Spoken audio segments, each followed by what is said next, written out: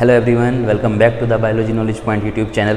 बेटा आज के इस लेक्चर में हम +1 क्लास का जो एक टॉपिक है बक्कोफेरेंजियल कैविटी और प्रोसेस ऑफ स्वॉल्विंग, चैप्टर का नाम है breathing and exchange of gases. इसमें हम रेस्पिरेटरी सिस्टम पढ़ रहे हैं। तो यहाँ पर एक ये टॉपिक आपको पढ़ना है बेटा।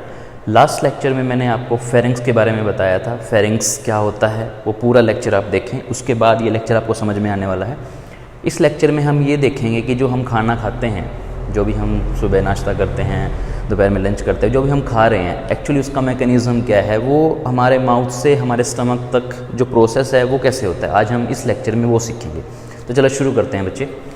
तो ये मैंने एक डायग्राम बना रखा है एज़ यूजुअल। फेरिंग्स का डायग्राम आपने देखा होगा, वही सेम है, बस इसमें मैंने 2-3 चीज़ें एक्सट्राइड की हैं। देखो ध्यान से, लास्ट टाइम मैंने आपको फेरिंग्स पढ़ाया था। ये रहा फेरिंग्स। फेरिंग्स एक कॉमन पैसेज होता है बेटा फूड का और एयर का, जहाँ से फूड और एयर आपका एंट्री करता है, ठीक है। उसके बाद मैंने यहाँ पर बेटा एक चीज़ दिखाई है जो होता है आपका एपिग्लोटिस, ठीक है। एपिग्लोटिस, एपिग्लोटिस क्या होता है देखो, इफ़ ये दोनों ट्यूब लगा लो आप इनको, ठीक है। ये आपकी फूड पाइप, ये आपकी विंड पाइप, ठीक है। ये विंड पाइप है, ये फूड पाइप है। इन दोनों पाइप के ऊपर एक स्ट्रक्चर है जिसको आप एपिग्लोटिस बोलते हैं। जब आप खाना खाते हो, ठीक है, तब वो एपिग्लोटिस विंड पाइप के ऊपर जाके बैठ जाता है, ताकि जो खाना है वो आपकी विंड पाइप में ना चला जाए। जब आप नॉर्मल, अभी जैसे मैं बात कर रहा हूँ, इस टाइम पे मेरा जो एपिग्लोटिस है वो मेरी फूड पाइप के ऊपर है, ताकि मेरी जो विंड पाइप है उसके अंदर एयर अच्छे से जा सके, ठीक है। एपिग्लोटिस का फंक्शन समझ में आया।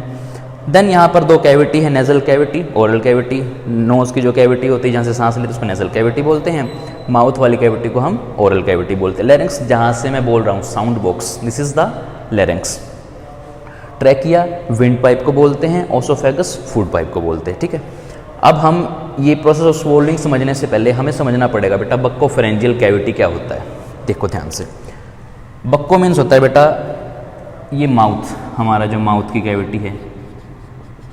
फेरिंग्स, फेरिंग्स वाली कैविटी को बोलते हैं। इन दोनों को मिला के ये हमारा माउथ, बक्कल कैविटी, और इसके पीछे जो फेरिंग्स है, इन दोनों कैविटी को मिला के हम बोलते हैं क्या, बक्कोफेरेंजियल कैविटी, ठीक है। और इसी को हमें पढ़ना है, ठीक है। अब सुनो ध्यान से, हमारे माउथ के अंदर, जो हमारा माउथ है, इसके अंदर 2 पैलेट होते हैं, 2 पैलेट। एक होता है बच्चे हार्ड पैलेट, एक होता है सॉफ्ट पैलेट, ठीक है। आप आपके माउथ में आपकी टंग को ऊपर लगाओ, टीथ के पीछे बिल्कुल, ये पोर्शन आपको यहाँ पर बहुत हार्ड स्ट्रक्चर फील हो रहा होगा। बोन है जिसके अंदर, बोन जैसा स्ट्रक्चर, हार्ड पैलेट, इसको आप हार्ड पैलेट बोलते हैं। और इसके पीछे जब आप टंग लगाते हैं पीछे बिल्कुल, तब जहाँ पर आपका गला है, आप उसको सॉफ्ट पैलेट बोलते हैं, ठीक है। मान लो ये एक माउथ है, यहाँ पर टंग है, ये इसके ऊपर जो एरिया होता है, यहाँ मान लो यहाँ पर टीथ हो, इसके ऊपर जो एरिया है इसको आप बोलते हैं हार्ड पैलेट, और इसके पीछे जो चला जाते हैं उसको बोलते हैं सॉफ्ट पैलेट, ठीक है। 2 पैलेट समझ में आए, hard palate and the soft palate, ठीक है। उसके बाद यहाँ पर मैंने दिखाया अल्वा, वुल्वा। देखो जो आप एक बेल लाइक स्ट्रक्चर होता है, ये आपके गले में ये ऐसे लटकता रहता है। कभी आप देखना मिरर में आपके माउथ को पूरा ओपन करके एक बेल लाइक स्ट्रक्चर यहाँ पर लटकता रहता है, जिसको आप वुल्वा बोलते हैं। इसका बड़ा रोल है बेटा, जब आप खाना खाते हो ना, जैसे आपने खाना खाया तो ये ऊपर की तरफ शिफ्ट हो जाता है ताकि खाना नीचे आ सके। जब आप नॉर्मल हो तो ये नीचे रहता है, ठीक है। तो इसका फंक्शन बड़ा इंपॉर्टेंट है।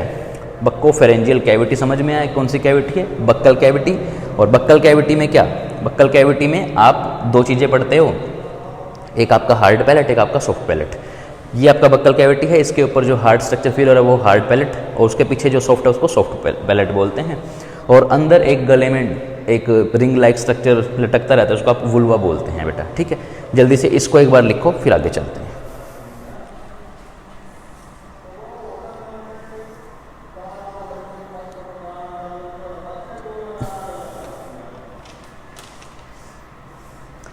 हो गया होगा बच्चे, चलो अब स्टार्ट करते हैं हमारा प्रोसेस ऑफ स्वॉल्विंग।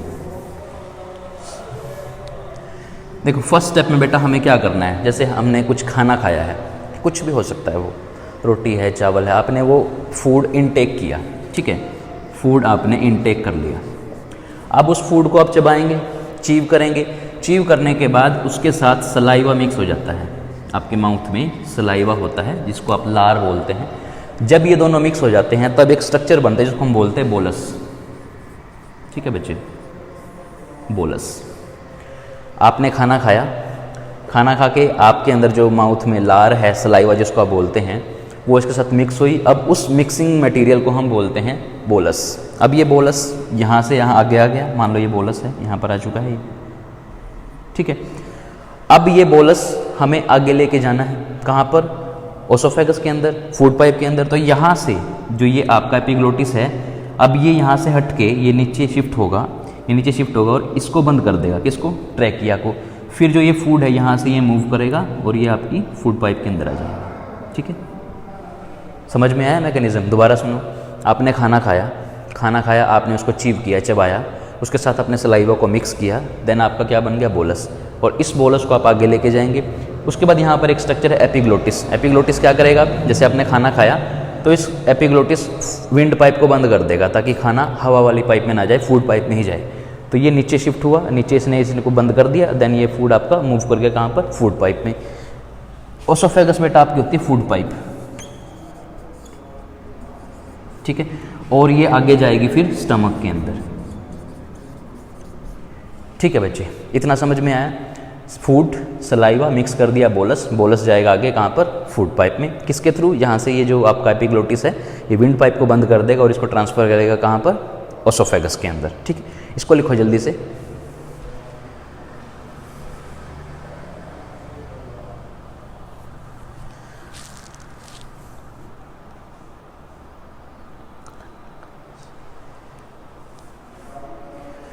ओके बेटा, अभी इसके बाद मैं आपको 2 ओपनिंग पढ़ाता हूँ। ओपनिंग,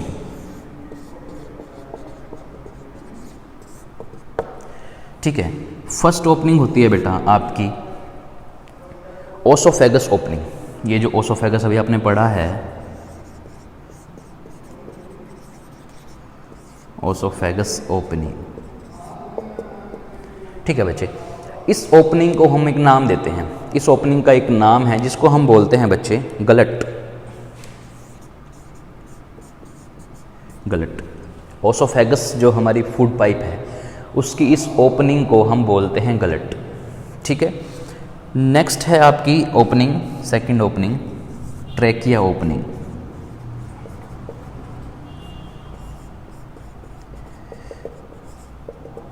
ठीक है बच्चे, ट्रैकिया ओपनिंग को हम बोलते हैं ग्लोटिस, ठीक है। 2 ओपनिंग मैंने आपको पढ़ाई, कौन कौन सी? एक ओसोफेगस ओपनिंग, फूड पाइप की ओपनिंग, उसको आप बोलते हैं गलट। एक मैंने आपको पढ़ाया ट्रैकिया ओपनिंग जिसको हम बोलते हैं ग्लोटिस। यहाँ पर भी दिखाता हूँ, जो ये फूड पाइप की ओपनिंग है जो यहाँ से ओपन हुई है इसको आप बोलते हैं गलट। जो विंड पाइप की ओपनिंग है इसको आप बोलते हैं ग्लोटिस। और ग्लोटिस के ऊपर यहाँ पर ये स्ट्रक्चर इसको बोलते हैं एपिग्लोटिस, ठीक है। एपिग्लोटिस का फंक्शन समझ में आया? ये फिट फूड पाइप और विंड पाइप को ओपन एंड क्लोज करने का काम करता है। जब आप खाना खाते हो, जब खाना खा रहे हो तब ये विंड पाइप को बंद करेगा, जब नॉर्मल कंडीशन हो तब ये फूड पाइप को बंद करता है, ठीक है बच्चे। जल्दी से इसको लिखो, फिर एक बार मैं आपको दोबारा से इसको रिपीट करके समझाता हूँ।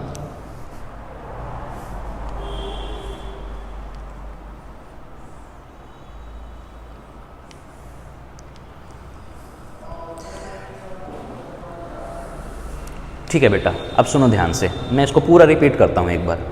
आज के लेक्चर में हम रिवाइज कर रहे हैं प्रोसेस ऑफ स्वॉल्विंग। यहाँ पर सबसे पहले आपको पढ़ना पड़ेगा बक्कोफेरेंजियल कैविटी। बक्कोफेरेंजियल कैविटी का मतलब होता है बेटा, बक्को का मतलब बक्कल कैविटी, फेरेंजियल का मतलब होता है फेरेंक्स कैविटी। बक्को आपका होता है एंटीरियर पार्ट, बक्को ये होता है एंटीरियर, और ये होता है पोस्टीरियर। अब किसी बच्चे को एंटीरियर पोस्टीरियर नहीं पता तो बेटा सुन लो, एंटीरियर आगे वाला, पोस्टीरियर पीछे वाला, पी से पीछे आप याद कर सकते हो। बक्कल कैविटी माउथ हमारा आगे होता है, ये हमको बोलते हैं एंटीरियर कैविटी, और पोस्टीरियर पार्ट हमारा हो गया फेरेंजियल, ठीक है। उसके बाद मैंने आपको पढ़ाया कि बक्कोफेरेंजियल कैविटी माउथ वाली और फेरेंजियल कैविटी को बक्कोफेरेंजियल कैविटी बोल देते हैं। यहाँ पर मैंने आपको 2 पाइप दिखाई है, एक फूड पाइप एक विंड पाइप। उसके ऊपर मैंने एक एपिग्लोटिस दिखाया, स्ट्रक्चर है जो फूड पाइप और विंड पाइप को ओपन एंड क्लोज करने का काम करता है। वुल्वा एक ऐसा स्ट्रक्चर है जो यहाँ पर बेल लाइक स्ट्रक्चर हमारे इसके गले के अंदर होता है। जब हम खाना खाते हैं तो ये ऊपर की तरफ शिफ्ट करता है और ये फूड पाइप को ओपन कर देता है और विंड पाइप को क्लोज कर देता है, ठीक है। देन यहाँ पर 2 कैविटी है, nasal cavity, oral cavity. Larynx, ये वाला पोर्शन हम फेरेंक्स में पढ़ चुके हैं, फिर भी बता रहा हूँ। Nasal cavity, nose cavity, oral cavity, mouth cavity. Larynx sound box, trachea, windpipe, oesophagus food pipe, laryngopharynx, nasopharynx और आपका ओरोफेरेंक्स। अगर नेसल कैविटी के साथ अटैच है तो नेसोफेरेंक्स बोल देंगे, ओरल कैविटी के साथ अटैच है तो ओरोफेरेंक्स, और लेरेंक्स के साथ अटैच है तो लेरेंजियोफेरेंक्स। वुल्वा समझ में आया। उसके बाद मैंने आपको 2 ओपनिंग बताई हैं। एक ओपनिंग ओसोफेगस ओपनिंग है, फूड पाइप की ओपनिंग जिसको आप बोलते हैं गलट। एक ओपनिंग है आपकी ट्रैकिया ओपनिंग जिसको आप बोलते हैं ग्लोटिस। ठीक है, अब आपने बहुत बार सुना होगा कि किसी को टॉन्सिल हुए हैं। अब टॉन्सिल के बारे में सुनो, यहाँ पर ये जो स्ट्रक्चर है इसको बेटा हम टॉन्सिल बोलते हैं। आपको टॉन्सिल के बारे में और पढ़ना है। टॉन्सिल, टॉन्सिल के पास बेटा ये जो यहाँ पर ये गले के पास होते हैं इनको हम टॉन्सिल बोलते हैं। इनके पास बेटा WBCs होती हैं। WBC सेल इनके पास प्रेजेंट है। अगर WBC सेल किसी के पास प्रेजेंट है तो उसका मैकेनिज़्म आपको समझ में आना चाहिए सुनते ही कि वो कहीं ना कहीं मैकेनिज़्म का काम करता है जहाँ पर वो बैक्टीरिया, वायरस, फंगस या इन चीज़ों से हमारी बॉडी को बचाएगा, मतलब किल करने का काम करता है बैक्टीरिया को। तो आपने कुछ खाना खाया, मान लो आपने कोई फास्ट फूड खाया है आज और उसके अंदर बैक्टीरिया है, इन्फेक्शन है, तो वो यहीं पर पहले उसके बैक्टीरियल को किल कर दिया जाता है वाया टॉन्सिल, क्योंकि इसके पास WBCs होता है बेटा।